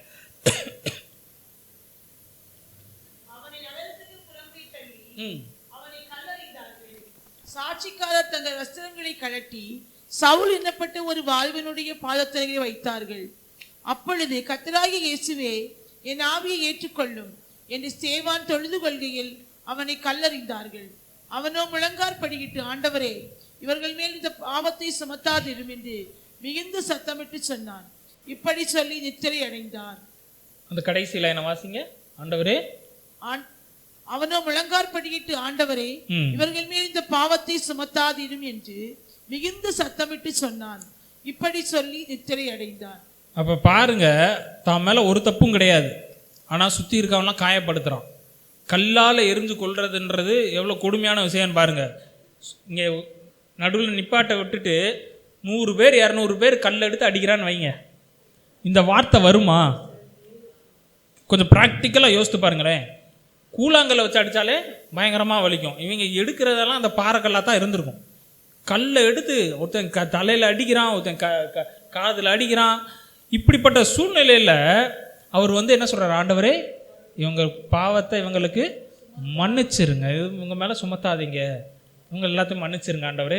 இந்த இருதயம் நமக்கு வருமா? அப்போனா நம்ம என்ன செய்யலாம்? இன்னும் அந்த ஆவிக்குரிய ஸ்டேஜுக்கு வரலை. இந்த நாளை நம்ம எல்லாம் பயன்படுத்திக்கிற போகிறோம். ஆண்டவரே, எனக்கு அந்த இருதயத்தை கொடுங்க. இப்போ உள்ள யாராவது என் தலையில் கன் வச்சு சொன்னாலும், இயேசுவை மறுதலி அப்படின்னு நான் சொன்னாலும் அவனை நான் மன்னிக்கணும். அந்த இருதயம் நமக்கு வேணும். சாக போகிற நேரத்துலையும் என்ன பண்ணார்? ஸ்தேவான் மன்னிச்சார். அதான் பரலோகத்தில் பார்க்குறாரு. ஆண்டவர் எந்திரிச்சு நிற்கிறதையும், சிங்காசனத்துக்கு முன்னாடி நிற்கிறதெல்லாம் எல்லாம் பார்க்குறாரு. அவருக்கு நிச்சயம் வந்துருச்சு. அவர் எங்கே தான் போகிறாரு? பரலோகத்துக்கு போக போகிறாரு. இப்போ சாக போகிற நேரத்தில் இவங்களை மன்னிக்காட்டினா அவருக்கு என்ன கிடச்சிருக்காது? ரத்த சாட்சியாகவே மறைச்சிருந்தாலும். அப்போ பார்த்தீங்களா எவ்வளோ ஒரு முக்கியமான விஷயம் பார்த்தீங்களா? சின்ன விஷயந்தான் மன்னிக்கிறது. ஏன் மன்னிப்பு தேவைன்னா அதுதான் ஆண்டவருடைய இருதயம். ஆண்டவர் அதைத்தான் விரும்புகிறார். இயேசுவும் என்ன பண்ணார்? இந்த உலகத்தில் அப்போஸ்தலர் 10:38 வாசிக்கிறோம். அவர் நன்மை செய்கிறவராய் சுற்றி தெரிந்தார். அவர்கிட்ட ஒரு பழுது இல்லை, குற்றம் கண்டுபிடிக்கிறதுக்கு ஒன்றும் இல்லை. ஸ்தேவானுக்கு செஞ்ச மாதிரி தான் இயேசுவுக்கு என்ன பண்ணாங்க? பொய் கேஸ் போட்டு பொய் சாட்சியை நிப்பாட்டி என்ன பண்ணுறாங்க? அவரை எப்படியாவது சிலுவையில் அடிச்சிடணும்னு அடிக்கிறாங்க. பிலாத்து கூட எவ்வளவோ முயற்சி பண்ணுறாரு அவரை காப்பாற்றணும்னு. ஆனால் யூத மத தலைவர்களும் யூதர்களும் சேர்ந்து என்ன பண்ணுறாங்க? குற்றமில்லாத அவரை சிலுவையில் அரைஞ்சு கொள்கிறாங்க. லூக்கா 23 படிக்கலாம். லூக்கா 23:34 வாசிங்கவே. லூக்கா 23:34. லூக்கா 23:34. அப்பொழுது இயேசு, இவர்களுக்கு மன்னியும், தாங்கள் செய்கிறது இன்னதென்று அறியாதிருக்கிறார்களே என்றார். அவருடைய வஸ்திரங்களை அவர்கள் பங்கிட்டு சீட்டு போட்டார்கள். பார்த்தீங்களா? இவ்வளோ கொடுமையான சூழ்நிலையிலையும் ஆண்டவர் என்ன பண்ணுறாரு? ஒரு பக்கம் முள்முடி, நம்ம ஊர் முள் மாதிரி இருக்காது, நல்ல ஆழமான முள். இந்த முள்முடியை இப்படி வச்சு கோலால் அடிக்கிறாங்க, எல்லாம் உள்ளே போய் இறங்கி நிற்கிது. இன்னொரு பக்கம் சிலுவையில் அரைஞ்சு வச்சுருக்காங்க, கை காலெலாம் அரைஞ்சு வச்சுருக்காங்க. சதை உடம்புல ஒன்றும் இல்லை, எல்லாத்தையும் சாட்டையில் அடித்து என்ன பண்ணாங்க? அந்த 2-3 கொக்கி இருக்கும், போட்டு ஒரு தடவை அடித்து எடுத்தாலே எல்லாம் பிஞ்சிட்டு வந்துடும். கடைசி ரத்தம், கடைசி நீர் வழியை தண்டிக்கும் அவரை கொடுமைப்படுத்தி தான் சாகடிச்சாங்க சிலுவையில். அந்த சூழ்நிலையிலும் இயேசு என்ன பண்ணார்? பிதாவே, இவர்களுக்கு மன்னிங்க, இவங்க செய்கிறது என்னன்னு தெரியாமல் செய்கிறாங்க. நமக்கு அந்த எக்ஸ்ட்ரீம் போல பாருங்க, நம்ம இன்னும் அந்த சூழ்நிலைக்குள்ள வரலை. ஆனாலும் நம்ம ஒரு சில இடங்களில் ஒரு சிலரை மன்னிக்காமவே இருக்கிறோம். அப்போ நம்ம எப்படி ஆண்டவருடைய இருதயத்தை வெளிப்படுத்த முடியும்? ஆண்டவர் எவ்வளவு மன்னிக்கிற ஆண்டவர். இப்போ மற்றவங்களை மன்னிக்கணுன்றதுக்காக ஒரு உவமை வேற ஆண்டவர் சொல்கிறார். அதை மட்டும் நம்ம பார்த்துட்டு முடிச்சிருவோமே. புரிகிறதுக்காக சொல்கிறேன். யாராவது ஒரு 2 பேர் வாங்களேன். சின்ன பிள்ளைங்க யாராவது 2 பேர் இருக்குங்களா? ஒரு நெகட்டிவ் தம்பியை கொண்டு வாங்க. வா, பரவாயில்ல வா. ஏன்னா அவர் நெகட்டிவ் கேரக்டர், அதுக்காண்டிதான். இப்போ குட்டி பிள்ளைங்கள வேற யாரும்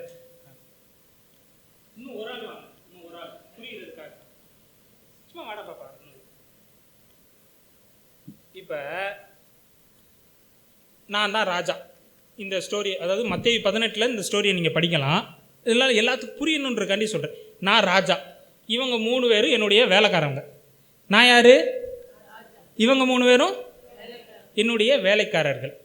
இப்போ இவர் என்ன பண்ணிட்டாரு, என்கிட்ட கடை வாங்கிட்டார். இந்த தம்பி என்கிட்ட எவ்வளோ கடை வாங்கியிருக்காருன்னா, பைபிளில் போட்டிருக்கு 10,000 தாலந்து, 10,000 தாலந்துன்னு போட்டிருக்கு. ஒரு விளக்க உரையில் நான் படித்தேன், 10,000 தாலந்து, அதாவது 10,000 தாலந்துன்றது இந்த தம்பியால் வாழ்க்கை ஃபுல்லாக வேலை செஞ்சாலும் இவரால் என்ன செய்ய முடியாது, எனக்கு கொடுக்கவே முடியாது. அவ்வளோ பெரிய அமௌண்ட்டை இவர் என்ன பண்ணிட்டார், என்கிட்ட கடை வாங்கிட்டார். இப்போ நான் வந்து கேட்குறேன், தம்பி நீ என்ன பண்ணிட்ட, என்கிட்ட இவ்வளோ கடை வாங்கியிருக்கேல, நீ போய் என்ன பண்ணு, உன் பொண்டாட்டி, உன் பிள்ளைங்க, உனக்கு இருக்கிற வீடு, உன் காரு, மங்களா எல்லாத்தையும் விற்றுட்டு நீ என்ன பண்ணுற, எல்லாத்தையும் விற்றுட்டு வந்து அதில் இருக்கிற காசை நீ எனக்கு கொடுக்கணும் அப்படின்னு வந்து நான் இவர்கிட்ட சொல்கிறேன். இவர் என்னுடைய வேலைக்காரன். இவர்கிட்ட நான் சொன்னோன்னே இவர் என்ன பண்ணுறாரு, இவருக்கு தெரிஞ்சு போச்சு, நம்ம வாழ்க்கை ஃபுல்லாக வேலை செஞ்சாலும் நம்ம சொத்து பத்தெல்லாம் விற்றாலும் அதை அடைக்க முடியாதுன்னு தெரிஞ்சோன்னே இவர் வந்து என்கிட்ட மன்னிப்பு கேட்குறாரு. ஐயா என்ன மன்னிச்சிருங்க, என்னால் இவ்வளோ பெரிய அமௌண்ட்டை கட்ட முடியாது அப்படின்னு ரொம்ப காலில் விழுந்து கெஞ்சினோன்னே என் மனசு இறங்கிருச்சு. சார் இப்படி கெஞ்சுறானே, நம்மக்கிட்ட இல்லாத காசா, இவங்கிட்ட போய் சரிப்பா தம்பி நீ என்ன பண்ணு, இனிமேல் எனக்கு இந்த காசை நீ எனக்கு கொடுக்க அவசியம் கிடையாது, நீயே வச்சுக்கோ அப்படின்னு நான் என்ன பண்ணுறேன், இந்த தம்பிக்கிட்ட சொல்லிடுறேன். மன்னிச்சிட்டேன், இவருடைய கடனெல்லாம் இவருக்கு என்ன பண்ணிட்டேன், மன்னிச்சிட்டேன். இப்போ இவங்க 2 பேர் யார், என்னுடைய வேலைக்காரர்கள் தான். இவங்க 3 பேருமே என்னுடைய வேலைக்காரர்கள் தான். இப்போ இந்த தம்பி என்ன பண்ணுறாரு, அப்படியே ரொம்ப சந்தோஷத்தில் ஜாலியாக நடந்து போகிறாரு. போனால் இவருடைய சக வேலைக்காரன் தான் இவர். இங்கே வாங்க பாப்பா, இவரோட சக வேலைக்காரன் இவங்க. இப்போ இவங்க வந்து இவர்கிட்ட எவ்வளோ கடை வாங்கியிருக்காங்க தெரியுமா, 100 வெள்ளி பணம். எவ்வளவு? 100 வெள்ளி பணம்னா அந்த விளக்க உரையில் என்ன போட்டிருந்ததுன்னா, 100 நாள் வேலை செஞ்சால் கிடைக்கிற காசு. எவ்வளோ நாள் அடைக்க முடியுமா, முடியாதா? முடியும். ஆனாலும் அவருக்கு என்ன கஷ்டமோ அவர் வந்து இவர்கிட்ட கேட்குறாரு, ஐயா மன்னிச்சிருங்க, என்னால் இப்போதைக்கு கொடுக்க முடியாது அப்படின்னு. என்கிட்ட இவர் என்ன டைலாக் பேசினாரோ அதே டைலாக் என்ன பண்ணுறாரு, இவர் வந்து இவர்கிட்ட சொல்கிறாரு. புரியுதா உங்களுக்கு?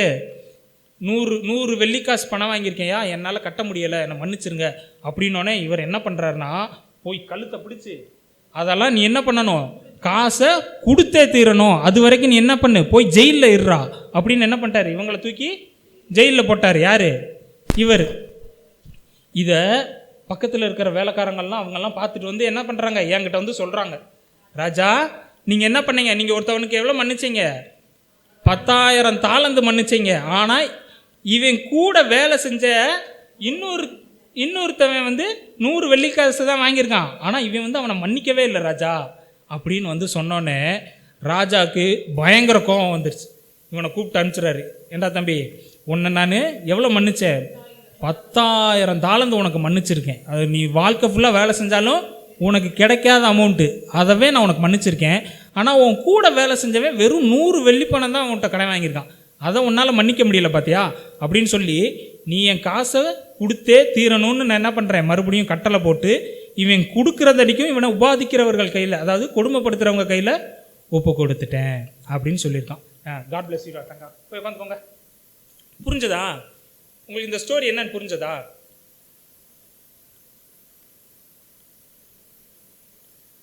ஆண்டவர் நம்மளை இப்படி தான் நடத்துகிறார்.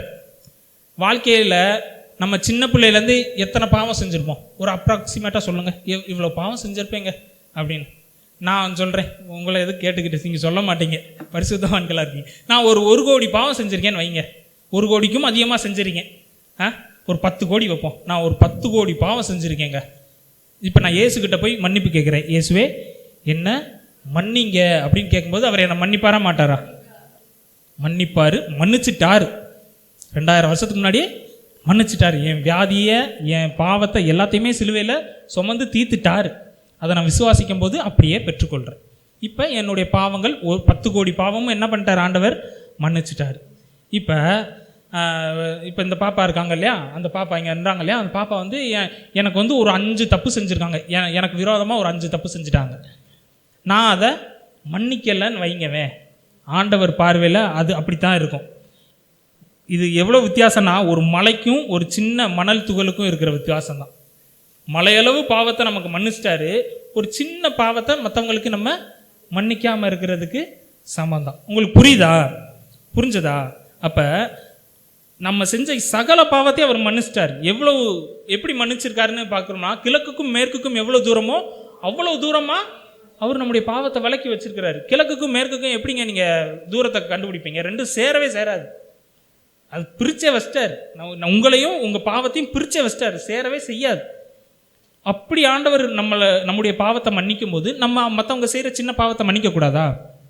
மன்னிக்கலாமா கூடாதா? நிச்சயமாக என்ன செய்யணும்? மற்றவங்களுடைய பாவத்தை மன்னிச்சு தான் ஆகணும். ஏன் மன்னிக்கணும் அப்படின்னா, நம்ம வழக்கமாக பார்க்குறது தான். ஆனால் நம்ம யார்? தேவனுடைய ஆலயமாக இருக்கிறோம். நீ சொன்னீங்க இல்லையா, 1 கொரிந்தியர் 3:16, 17, 1 கொரிந்தியர் 6:19 நம்ம படிக்கிறோம். நம்ம தான் தேவனுடைய ஆலயமாக இருக்கிறோம். பிதா எனக்குள்ளே வாசம் பண்ணுறாரு. 2 கொரிந்தியர் 6:19, யோவான் 14:23, யோவான் 17:21-23 தேவன் எனக்குள்ளே வாசம் பண்ணுறாரு. கொலோசையர் 1:27, கலாத்தியர் 2:20 ஜீசஸ் இயேசு கிறிஸ்து எனக்குள்ளே வாசம் பண்ணுறாரு. ரோமர் 8:11, 1 கொரிந்தியர் 3:16 பரிசுத்த ஆவியானவர் எனக்குள்ளே வாசம் பண்ணுறாங்க. எனக்குள்ளே அவர் இருக்கும்போது அவருடைய குணாதிசயம் எனக்குள்ளே இருக்குமா இருக்காதா? இருக்கும்ல. இப்போ பிதாவுடைய குணாதிசயம் என்ன?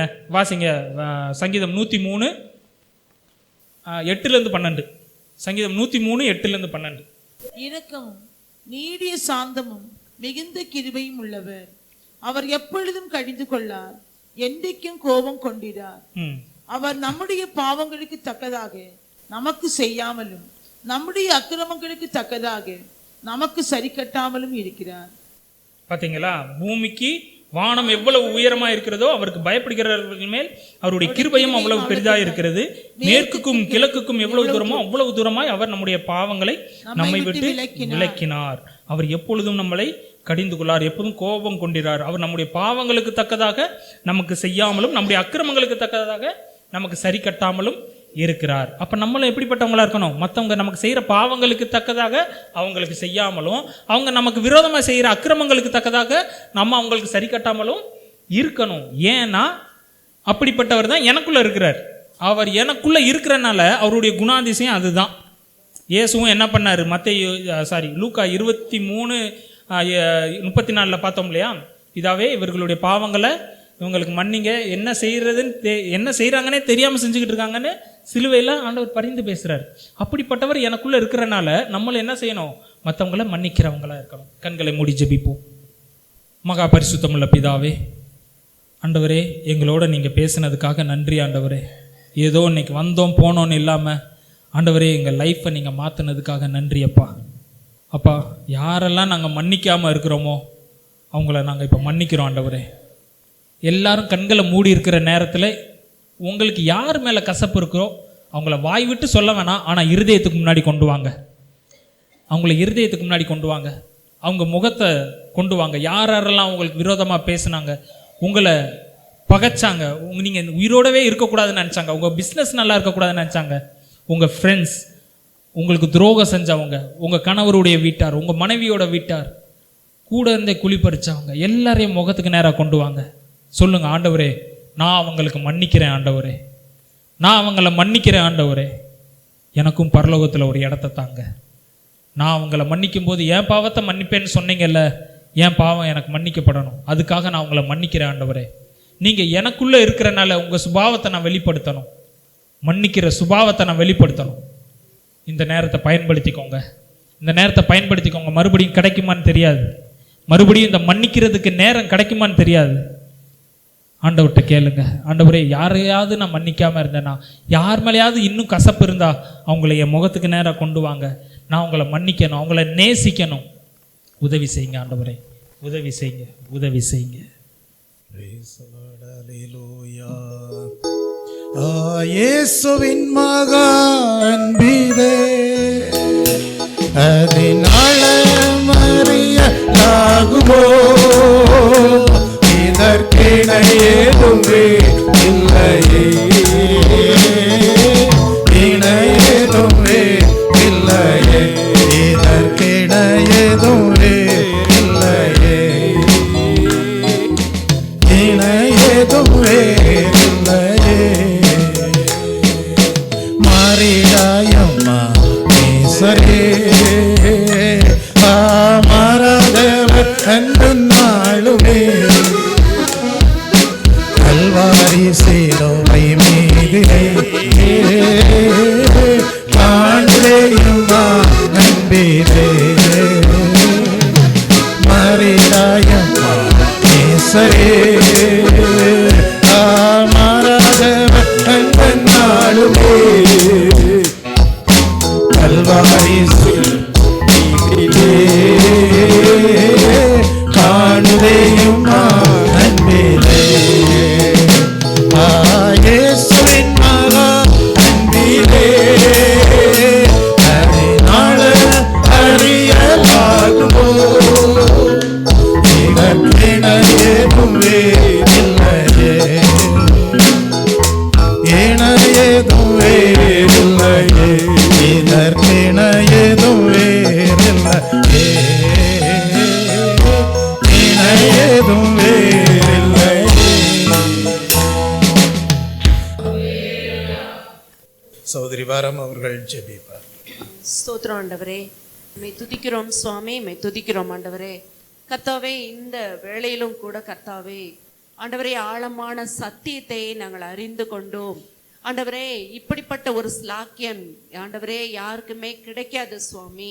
ஆண்டவர் நம்முடைய சமூகத்திலே வந்து நம்முடைய ஆலயத்திலே பங்கு பெற்று மை துதித்து மை ஆராதித்து நம்முடைய வார்த்தைகளை கேட்டு ஒவ்வொரு நாளும் ஆண்டவரே மனம் திரும்புதலுக்கு ஏதுவான காரியத்தை எங்களுடைய வாழ்க்கையில நீங்க நடத்தி வருகிறீரே சப்பா. நன்றியோட மை ஸ்தோத்திரிக்கிறோம், மை துதிக்கிறோம். மன்னிப்பு ஆண்டவரே, எங்களுக்குள்ள கசப்பு, வைராக்கியம், கோபம், எரிச்சல் எல்லாம் இருக்கிறது சுவாமி. ஆண்டவரே ஒரு விசை நீர் எங்களை மன்னிச்சிருங்க ஏசப்பா. ஆண்டவரே ஒருவேளை நாங்க யார்ட்டையும் அப்படி கோபமா பேசியிருந்திருக்கலாம், எரிச்சலா பேசியிருந்திருக்கலாம் சுவாமி. ஒருவேளை கர்த்தாவே நாங்கள் எரிச்சலோடு நாங்கள் வஞ்சம் வச்சு ஒருவேளை நாங்க தாக்கி கூட இருந்திருக்கலாம்ப்பா ஏசப்பா. எங்களை ஒரு விஷயம் நீங்க மன்னிச்சிருங்க சுவாமி. எங்களுக்கு ஆண்டவரே நாங்க மற்றவங்களை நாங்கள் மன்னிக்கும் பொழுது ஆண்டவரே அந்த மன்னிப்பை நீங்க எங்களுக்கு கொடுக்கிற தேவனா இருக்கிறீங்க ஏசப்பா. ஒருவேளை மற்றவங்கள் எங்களிடத்துல எரிச்சலை காமிச்சாலும் எங்களுக்கு ஆண்டவரே அவங்களை மன்னிக்க கூடிய அப்படிப்பட்ட ஒரு குணத்தை நீங்க கொடுங்க ஏசப்பா. சிலுவையிலே கர்த்தாவே நீங்க எப்படி அடுத்தவங்களை மன்னிச்சீங்களோ சுவாமி, எவ்வளவு கர்த்தாவே காயப்பட்டும் ஆண்டவரே அப்படிப்பட்ட ஒரு குணத்தை நீங்க கொண்டவங்களாங்க நீங்க இருந்தீங்களே, அதே போல நாங்க உங்களுடைய சமூகத்துல வந்து ஆண்டவரே பணிந்து கொள்கிறோம் சுவாமி. எங்களுடைய தப்பிதங்களை எங்களுக்கு நீங்க மன்னிச்சிருங்க சுவாமி. ஆண்டவரே மற்றவங்களை மன்னிக்க கூடிய ஒரு குணத்தை கர்த்தாவே எங்களுக்கு நீங்க தரும்படியா நாங்கள் ஜெபிக்கிறோம் சுவாமி. ஆண்டவரே இந்த வேளையில கேட்ட சத்தியத்துக்காக நன்றி செலுத்தி நாங்கள் ஜெபிக்கிறோம். இதை எங்களுடைய வாழ்க்கையில நாங்கள் கடைபிடித்த ஆண்டவரே உமக்கு சாட்சியுள்ள மக்களாக நாங்கள் பிரகாசிக்க, எழுந்து பிரகாசிக்க நீங்க உதவி செய்ய வேண்டுமா நாங்கள் கெஞ்சி நிற்கிறோம் சுவாமி. எங்க எல்லாத்தையும் நீங்க ஆசீர்வதிங்க ஆண்டவரே. கொடுத்த ஆண்டவரே வார்த்தையில கொடுத்த ஆண்டவரே அந்த பிரதருக்காக நன்றி செலுத்தி நாங்கள் ஜெபிக்கிறோம். இப்படிப்பட்ட சத்தியத்தை எங்கள் ஒவ்வொருவருக்குள்ளும் ஆழமாக பதிய வைத்த கிருபைக்காக நன்றியோட ஸ்தோத்திரிக்கிறோம், துதிக்கிறோம் சுவாமி. இந்த வேளையை நீங்க ஆசீர்வதித்து கொடுத்த தயவுக்காக நன்றி. எல்லாவற்றையும் நேசிக்கிற இயேசுவின் நாமத்தினாலே ஜெபம் கேளும் எங்கள் நல்ல பிதாவே. கர்த்தர் ஜெபத்தை கேட்ட தயவுக்காக தேவனை ஸ்தோத்தரிப்போம். பரிசுத்த இரக்கடர் இந்த ஆண்டவர் அருமையான இந்த மனமகிழ்ச்சி நாளுக்காக உமக்கு நன்றி செலுத்துகிறோம். இந்த மனமகிழ்ச்சி நாளில் ஆண்டவரே தகப்பனே பிரதானமான சத்தியத்தை கர்த்தர் எங்களுக்கு கற்றுக் கொடுத்தீர், அதற்காக உமக்கு ஸ்தோத்திரம். ஆண்டவரே எங்களுடைய மீட்பின் திட்டத்தில் முதலாவதாக நீர் எங்களுடைய பாவங்களை எல்லாம் மன்னித்தபடினாலே நாங்கள் ரட்சிக்கப்பட்டிருக்கிறோம், அபிஷேகிக்கப்பட்டிருக்கிறோம். ஆண்டவரே உம்முடைய சபையில் ஆண்டவரே அங்கத்தினராக நாங்கள் வந்திருக்கிறோம். ஆண்டவரே இந்த பிரதானமான சத்தியத்தை கர்த்தர் இந்த நாளை கற்றுக் கொடுத்த கிருபைக்காய் ஸ்தோத்திரம். அப்படியாக ஆண்டவரே இன்றைய நாளில் ஆண்டவரே அப்பா தகப்பனே நாங்கள் ஒருவர் மேல் ஒருவர் வைத்து அந்த கசப்புகள் ஆண்டவரை எல்லாம் அகற்றப்படணும். ஆண்டவரே நாங்கள் அப்படியாக எங்கள் மனதில் கசப்புகள் இல்லாதிருக்கும் பொழுது எங்களுடைய ஆரோக்கியமும் ஆண்டவரே ஆசீர்வதிக்கப்படும். நாங்கள் ஆரோக்கியமாக இருப்போம், மற்றவர்களும் ஆண்டவரே ஆவிக்குரிய காரியங்கள் ஆசீர்வதிக்கப்படுவார்கள். ஆனால் நாங்கள் ஆண்டவரே இருதயத்தில் கசப்பு வைராக்கியத்தை வைத்து கொண்டிருந்தால் எங்களுடைய சரீரம் பாதிக்கப்படும், மற்றவர்களும் ஆவிக்குரிய ஆசீர்வாதத்தை பெற முடியாது என்கிற சத்தியத்தை இந்த நாளிலே கற்றுக் கொடுத்த கிருபைக்காய் ஸ்தோத்திரம் ஆண்டவரே. அப்படியாக யோசேப்பை ஆண்டவரே, இந்த யோசேப்பை குறித்து இந்த நாளை கற்றுக் கொடுத்த கிருபைக்காய் ஸ்தோத்திரம். யோசேப்பு கடந்த பாதையெல்லாம் நாங்கள் கடக்கல ஆண்டவரே. யோசேப்பு ஆண்டவரே கொலை முயற்சியிலையும் அடிமைத்தனத்திலையும் சிறைவாசத்திலையும் இருந்த ஆண்டவரே இந்த யோசேப்பு ஆண்டவரே சகோதரர்களை மன்னிப்பதற்கான ஆண்டவரே நல்ல இருதயத்தை கர்த்தர் நீர் கொடுத்தீரே ஆண்டவரே, அதற்காக ஸ்தோத்திரம் அப்பா. யோசேப்பு கடந்த பாதையை நாங்கள் கடக்கல ஆண்டவரே. எங்களுக்கு முன்பாக சின்ன சின்ன காரியங்கள் தான் ஆண்டவரே எங்களை எதிர்நோக்கி வருகிறது. ஆனால் இந்த நாளில் எங்களை நோக்கி எதிர் வருகிற இந்த சின்ன சின்ன ஆண்டவரே கசப்பான வைராக்கியமான காரியங்களில் நாங்கள் ஜெயம் எடுக்க யோசேப்புக்குள்ள இருதயத்தை கர்த்தர் ஆண்டவரே எங்களுக்கு தரும்படியாய் செபிக்கிறோம் ஆண்டவரே. யோசேப்பு தன்னுடைய பாடுகளின் பாதையை தேவனுடைய திட்டமாக எண்ணினாரே, அதற்காக உம்மை ஸ்தோத்திரிக்கிறோம். அப்படியாக ஆண்டவரே எங்களுக்கு எதிர் வருகிற மனுஷர் மூலமாய் வருகிற பாடுகளை தேவனுடைய திட்டமாக எண்ணி அவர்களை மன்னிக்க கர்த்தர் எங்களுக்கு அப்படிப்பட்ட இருதயத்தை தரும்படியாய் ஜெபிக்கிறோம். அப்படியாக தாவீதை ஆண்டவரே இந்த கரத்தில் ஒப்பு கொடுக்கிறோம் ஆண்டவரே. அப்பா தாவீதுடைய காரியத்தின் மூலமாக நாங்கள் மன்னிப்பை கற்றுக்கொண்டோம் ஆண்டவரே. தாவீது ஆண்டவரே தனக்கு எதிராய் செயல்பட்ட சவுல் மீது அவரை கொலை செய்வதற்கு சந்தர்ப்பம் கிடைத்து ஆண்டவரே அவர் கொலை செய்யாதபடிக்கு அவர் தேவனால் அபிஷேகம் பண்ணப்பட்டவர் என்று தேவனுக்கு பயந்து ஆண்டவரே அந்த ஆண்டவரே அவர் அப்பா தகப்பனே அவர் கொலை முயற்சியை கைவிட்டார். அப்பா தகப்பனே அப்படியே ஆண்டவரே நாங்களும் ஆண்டவரே பிறருக்கு விரோதமாக கசப்பான காரியங்களை எந்தவித முயற்சியும் செய்யாமல் நாங்கள் தேவனுக்கு பயந்து ஆண்டவரே எங்களுடைய கசப்பு வைராக்கியத்தை விட்டுவிட கர்த்தர் நீங்க கிருபை தரும்படியாய் ஜெபிக்கிறோம். அப்படியாக ஸ்தேவானையும் ஆண்டவரே தகப்பனே இந்த நாள் எங்களுக்கு ஸ்தேவான் மூலமாக கர்த்தர் கற்றுக் கொடுத்து மன்னிக்கக்கூடிய நல்ல ஆவிக்குரிய முதிர்ச்சியான நிலையை ஸ்தேவானத்தில் கர்த்தர் காணப்பட்டது போல கர்த்தர் எங்களும் ஆண்டவரே எங்களையும் ஆவிக்குரிய நல்ல முதிர்ச்சி நிலையில கர்த்தர் நீங்கள் எங்களுக்கு தந்தர வேண்டுமாய் ஜெபிக்கிறோம். அப்படியாக இயேசு கிறிஸ்துவானவர் ஆண்டவரே அவர் பலவிதமான பாடுகள் அவமானங்கள் நிந்தைகள் பட்டு ஆண்டவரே மன்னித்தாரே, அதற்காக ஸ்தோத்திரிக்கிறோம். அப்படிப்பட்ட இருதயத்தை கர்த்தர் தரும்படியாய் ஜெபிக்கிறோம். எங்களுடைய சரீரம் தேவனுடைய ஆலயமாய் இருக்கிறபடியினாலும் எங்கள் தேவனாய கர்த்தர் மன்னிக்கிற தயை பெருத்தவராய் இருக்கிறபடியினாலும் எங்களுக்குள்ள வாசமா இருக்கிற தேவன் அவர் மன்னிக்க தயை பெருத்தவராய் இருக்கிறபடினாலே நாங்களும் அந்த சுபாவத்தை பெற்றிருக்கும்படியாய் இந்த நாளிலே நாங்கள் அப்படிப்பட்டவராய் காணப்பட வேண்டும் என்று கர்த்தர் கற்றுக் கொடுத்த கிருபைக்காய் ஸ்தோத்திரம் ஆண்டவரே. இந்த பிரதானமான சத்தியத்துக்கு எங்கள் சபையை ஒப்பு கொடுக்கிறோம். எங்கள் போதகர் குடும்பத்தாரை எங்களுடைய விசுவாச குடும்பத்தார் ஒவ்வொருவரையும் ஒப்பு கொடுக்கிறோம் ஆண்டவரே. நாங்கள் எவ்வளவு ஊழியம் செய்தாலும் ஆண்டவர் எவ்வளவு ஊழியத்துக்கு கொடுத்தாலும் அபிஷேகப்பட்டாலும் அந்நிய பாஷை பேசினாலும் ஆண்டவரே மன்னிக்கிற சுவாபம் இல்லைவென்றால் நித்திய ஜீவன் இல்லை என்று ஆண்டவரே இந்த நாளில் இந்த சத்தியத்தை கற்றுக் கொடுத்த கிருபைக்காய் ஸ்தோத்திரம் ஆண்டவரே. பரலோகம் ஆண்டவரே அது மன்னிக்கப்பட்ட இடம், அன்பின் இடம் ஆண்டவரே. அங்க கசப்புக்கு வைராக்கியத்துக்கோ இடம் இல்லை.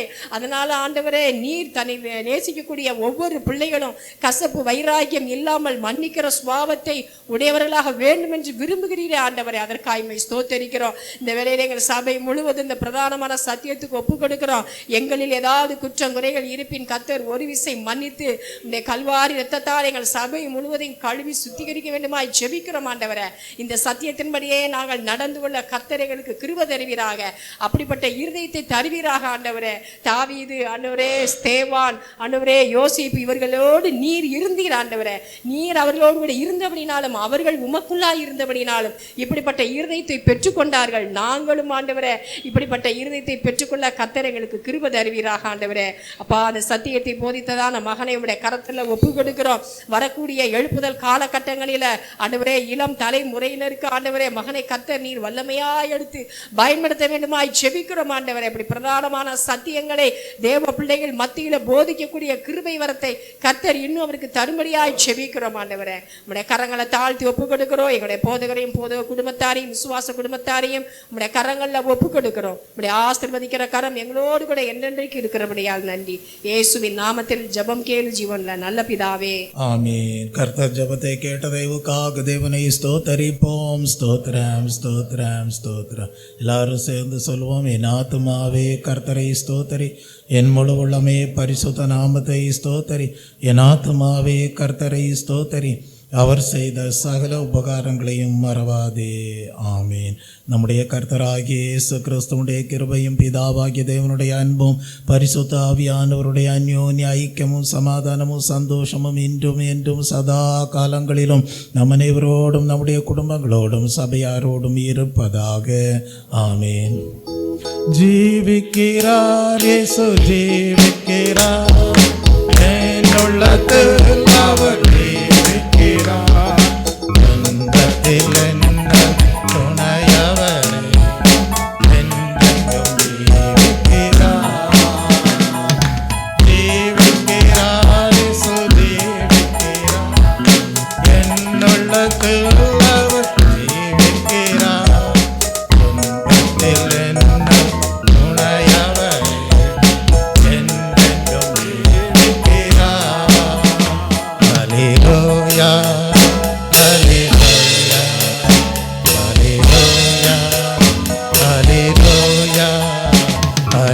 Hallelujah, hallelujah,